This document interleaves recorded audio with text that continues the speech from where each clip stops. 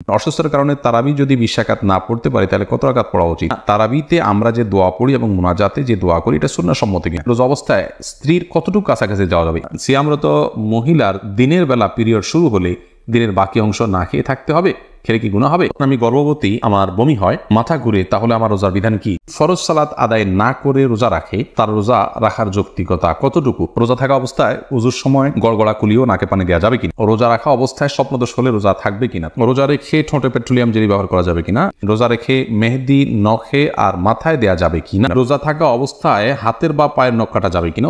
আর বিলম্ব না করে চলুন তাহলে আপনাদের যে সমস্ত প্রশ্নগুলো আমাদের কাছে চলে এসেছে সেগুলোর উত্তর দিতে আমরা শুরু করি। আহমেদ শাহাদাত জানতে চেয়েছেন রোজা থাকা অবস্থায় হাতের বা পায়ের নখ কাটা যাবে কিনা? উত্তর কাটা যাবে, কোনো অসুবিধা। রোজা রেখে হাত পা নখ কাটা যাবে, এর সাথে রোজা ভঙ্গের কোনো সম্পর্ক নেই। এমডি ইয়াকুব হুসাইন জানতে চেয়েছেন রোজা রাখা অবস্থায় স্বপ্নদোষ হলে রোজা থাকবে কিনা? থাকবে, কোনো অসুবিধা নেই। স্বপ্নদোষ মানুষ ইচ্ছাকৃত করে না, অতএব স্বপ্নদোষ হলে বীর্যপাত হয়ে গেলে ঘুমের মধ্যে আপনার রোজা কন্টিনিউ করতে পাওয়া হবে। স্বপ্নদোষের কারণে বীর্যপাত হলে সে কারণে আপনি গোসল করবেন, গোসল ফরজ হবে আপনার, কিন্তু রোজা ভাঙবে না। নাজির আহমেদ ফারুক আপনি জানতে চেয়েছেন তারাবিতে আমরা যে দোয়া পড়ি এবং মুনাজাতে যে দোয়া করি এটা সুন্নাহ সম্মত কিনা? ভাই, তারাবির 4 রাকাত পর পর দোয়া পড়া বা তারাবির শেষে সবাই মিলে আলাদা করে দোয়া করার কোনো শিক্ষা, কোনো নির্দেশ রাসূল আকরাম সাল্লাল্লাহু আলাইহি ওয়াসাল্লাম থেকে দেন নাই। সাহাবায়ে কেরাম তারাবি জামাতের সাথে পড়েছেন, কিন্তু তারা এরকম কোনো দোয়া করেছেন বলে কোনো প্রমাণ নাই। আর শরীরে কোনো কিছুর প্রমাণ না থাকলে ইবাদতের মধ্যে কোনো ইবাদতের মূল স্ট্রাকচার বা পদ্ধতির মধ্যে কোনো কিছু হাদিসে না থাকলে সেটাকে আমরা ইবাদতের অংশ হিসাবে যুক্ত করা এটা সঠিক কাজ নয়।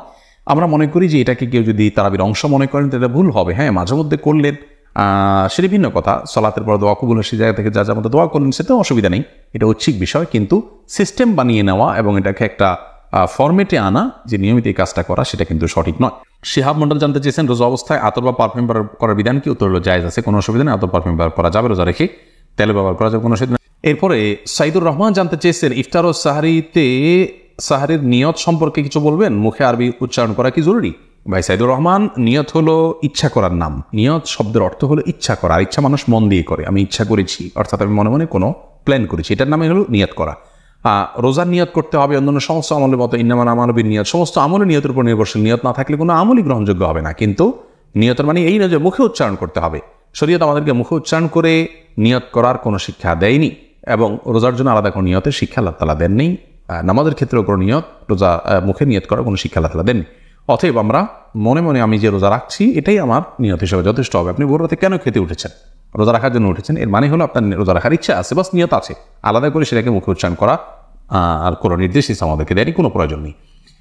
এটাকে জরুরি মনে করলে একটা দোয়া বানাই দিচ্ছি আমরা, নাওয়াইতু আন আসুমা গাদান ইত্যাদি, এরকম দোয়া বানিয়ে নিলে সেটি বরং বিদআতে পর্যবেসিত হতে পারে যদি সেটাকে আমরা সুন্নাহ মনে করি বা রোজার জন্য গুরুত্বপূর্ণ বা জরুরি মনে করি। সারজু রিমা এই আইডি থেকে আপনি জানতে চেয়েছেন রোজা রেখে ঠোঁটে পেট্রোলিয়াম জেলি ব্যবহার করা যাবে কিনা? ঠোঁটে যদি খুব বেশি ফেটে যায়, খুব বেশি বিরক্তির কারণ হয়, তাহলে হালকা করে দিতে পারেন।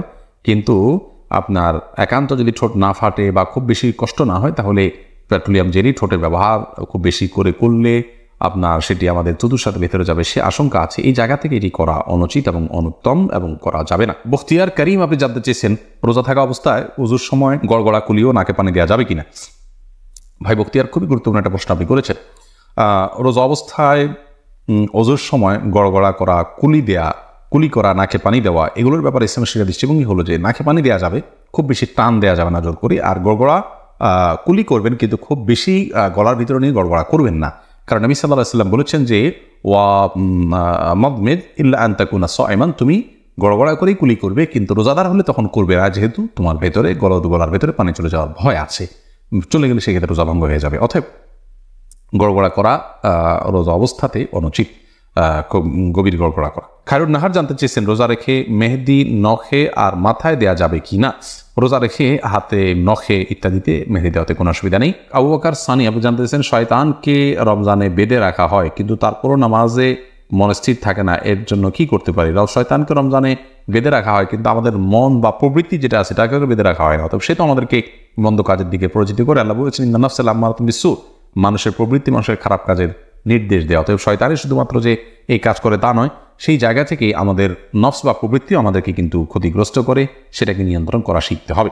মেহেদি হাসান মির্জা জানতে চেয়েছেন রোজা রেখে নাক বা কানের ড্রপ ব্যবহার করা যাবে কিনা? ভাই মেহেদি হাসান, রোজা রেখে নাকে ড্রপ দিতে পারবেন না, কারণ নাকে ড্রপ দিলে সেটা গলা যেতে পারে। নবী সাল্লাল্লাহু আলাইহি ওয়াসাল্লাম বলেছেন ওয়া মাদমিদ ইল্লা আন তাকুনা সাইমান, তুমি কুলি করবে কিন্তু রোজাদার হলে গড়গড়া করতে যাবে না, কারণ গড়গড়া করলে ভিতরে পানি যেতে পারে। নাকে ড্রপ দিলে সেটা যেহেতু ভিতরে যেতে পারে, অতএব সেই জায়গায় দেখেন নাকে ড্রপ দেওয়া যাবে না রোজা রেখে। কিন্তু কানে ড্রপ দিতে পারেন, চোখে ড্রপ দিতে পারেন, যে চোখের সাথে আপনার আমাদের গলার সম্পর্ক নেই, কানে ড্রপ দিতে পারেন, সেটারও সরাসরি সম্পর্ক নেই। যদি আপনি গলায় স্বাদ অনুভব করেন ড্রপ দেওয়ার পরে কানে বা চোখে, তাহলে সেক্ষেত্রে আপনি সে রোজা আবার রেখে দিবেন, কিন্তু নাকে দিতে পারবেন না, যেহেতু নাকে দিলে সেটা ভেতরে যায়। এমনি হাসানুল করিম জানতেছেন রোজা অবস্থায় স্ত্রীর কতটুকু কাছাকাছি যাওয়া যাবে? রোজা অবস্থায় স্ত্রীর সাথে সম্পূর্ণ পাশাপাশি শোয়া যাবে, থাকা যাবে, এমনকি চুম্বনও করা যাবে, আলিঙ্গনও করা যাবে, কোনো অসুবিধা নেই। শুধুমাত্র স্ত্রীর সহবাস সেটি করা যাবে না। সহবাসটা যাতে না হয় সেই জিনিসটি খেয়াল করতে হবে। লজ্জাস্থানের মিলন সেটি সরাসরি হারাম, বীর্যপাত না হলেও শুধু সম্মিলনটাই হারাম। এছাড়া আলিঙ্গন চুম্বন হতে পারে। আমাদের আয়েশা রাদিয়াল্লাহু আনহা বলেছেন যে নবী সাল্লাল্লাহু আলাইহি ওয়াসাল্লাম রোজা রাখা অবস্থায় স্ত্রীদের আদর সোহাগ তিনি করতেন, এটি জায়েজ আছে। তবে কেউ যদি সেটি করতে গেলে নিজেকে নিয়ন্ত্রণ করতে পারবেন না এমন আশঙ্কা হয়, তাহলে তার জন্য এটি করা জায়েজ নাই। শাকুল খান জানতে চেয়েছেন, কেউ যদি ফরজ সালাত আদায় না করে রোজা রাখে, তার রোজা রাখার যৌক্তিকতা কতটুকু? তিনি রোজা রাখছেন, একটা ফরজ আদায় করতেছেন, এজন্য আমরা অবশ্যই তাকে অ্যাপ্রিসিয়েট করবো যে তিনি অন্তত একটা ফরজ আদায় করতেছেন। কিন্তু রোজা নামাজ না পড়ে রোজা রাখা মানে হলো যে তিনি লুঙ্গি না পরে আপনার গেঞ্জি পরার জন্য অস্থির হয়ে উঠেছেন। ব্যাপারটা এরকম হয়ে যাবে, গেঞ্জি পরাও দরকার কিন্তু লুঙ্গি পরা তার চেয়ে বেশি দরকার। অতএব নামাজটাকে সবচেয়ে বেশি গুরুত্বের সাথে দিতে হবে, তারপর তিনি রোজার জন্য চেষ্টা করতে হবে।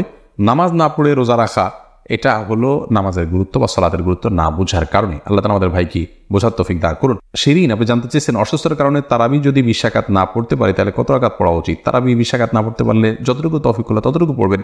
তারাবির রাকাত ফুলফিল না করলে যে কোনো গুনাহ হবে এমন না, ফরজ রোজার মতো। অসুস্থতার কারণে আপনি যদি 2-4 রাকাত 6 রাকাত কমও পড়েন কোনো অসুবিধা নেই। পিয়াস এমডি রাইসুল রেজা জানতে চেয়েছেন, সিয়ামরত মহিলার দিনের বেলা পিরিয়ড শুরু হলে দিনের বাকি অংশ না খেয়ে থাকতে হবে, খেলে কি গুনাহ হবে? না খেয়ে থাকা উচিত, বাকি অংশ তার রোজার সম্মানার্থী করা উচিত। ত্রিহান আপনি আইডি থেকে জানতে চাইছেন, আমি গর্ভবতী, আমার বমি হয়, মাথা ঘুরে, তাহলে আমার রোজার বিধান কি? যদি বমি হয় এতে রোজা ভাঙবে না, ইচ্ছাকৃত বমি না করলে রোজা ভাঙবে না। হাদিসে আসেন নবী সাল্লাল্লাহু আলাইহি ওয়াসাল্লাম বলেছেন, যে ব্যক্তির বমি হয় তার রোজা ভাঙবে না, যে ইচ্ছাকৃত বমি করে হাত দিয়ে বা বের করে তার রোজা ভাঙবে। আর যদি বমি হওয়ার পর কিছু আপনি গিলে ফেলেন তার কারণে রোজা ভাঙবে, কিন্তু এমনি বমি হলে রোজা ভাঙবে না। মাথা ঘুরে বমি হয়, তারপর কষ্ট করে আপনার রোজা রাখা উচিত, এটা ফরজ রোজা, এখানে কার্পণ্য করা উচিত নয় এবং ত্রুটি করা উচিত নয়। আল্লাহ আমাদের তৌফিক দান করুন। এলমি একটা অনুষ্ঠান করা এবং হাদিস ভিত্তিক জ্ঞানের একটি অনুষ্ঠান, অতএব এটিকে অন্যদের দেখার সুবিধার্থে, অন্যদের জানার সুবিধার্থে শেয়ার করে দিন, ওয়াচ পার্টি করে দিন। এর মাধ্যমে আপনার ছোট্ট একটি ক্লিকের মাধ্যমে অনেক বেশি অফুরন্ত সওয়াবের আপনি অধিকারী হতে পারবেন। শয়তান আমাদেরকে এরকম সহজে অনেক বেশি অর্জন হতে পারে সে আমলগুলো থেকে ভুলিয়ে রাখে এবং এগুলোকে আমাদের কাছে গুরুত্বহীন করে রাখে। অতএব শয়তানকে আমরা কোনোভাবেই যেন সুযোগ না দিই। আল্লাহ তাআলা সেই তৌফিক দান করুন। আমরা দাওয়াত এবং দ্বীন প্রচারের অংশ হিসাবে এই পোস্টকে শেয়ার এবং ওয়াচ পার্টি করি।